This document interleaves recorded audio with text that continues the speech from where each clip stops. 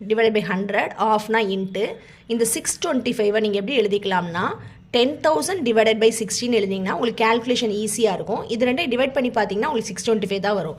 அதனால தான் நம்ம கேல்குலேஷன் ஈஸியாக வரணுன்றதுக்காக அந்த மாதிரி எழுதிக்கிறோம். இப்போ பாருங்கள் 2 ஜீரோஸ்க்கு 2 ஜீரோ கேன்சல் பண்ணியாச்சு. 116 சார் 316 சார். அப்போ ரிமைனிங் என்ன இருக்குது 300. இங்கே டிவைடட் பை 0.75 எழுதியாச்சு ஈக்குவல் டு கொஸ்டின் மார்க். இப்போ இந்த பாயிண்ட் இருக்கே நீங்கள் யோசிக்க வேண்டாம்.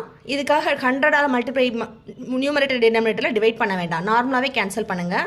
3 டேபிளில் கேன்சல் பண்ணுறேன். 1 3 சார், இது 2 3 சார் 6, 5 3 சார் 15, 125 சார், 425 சார் 100. இப்போ டினாமினேட்டரில் மட்டும் பாயிண்ட் இருந்துச்சுன்னா எத்தனை டிஜிட்க்கு அப்புறம் பாயிண்ட் இருக்குது 2 டிஜிட்க்கு அப்புறம் பாயிண்ட் இருக்குது. அப்போ வர்ற ஆன்சரில் 2 ஜீரோ சேர்த்துக்கோங்க. அதாவது 4 தான் நம்ம இதை கேன்சல் பண்ணும்போது வந்துச்சு. டினாமினேட்டர் 2 டிஜிட்க்கு அப்புறம் பாயிண்ட் இருக்கனால 2 ஜீரோ சேர்த்துக்கிறீங்க. இதுதான் உங்களோட answer. Option E is your answer. Thank you friends.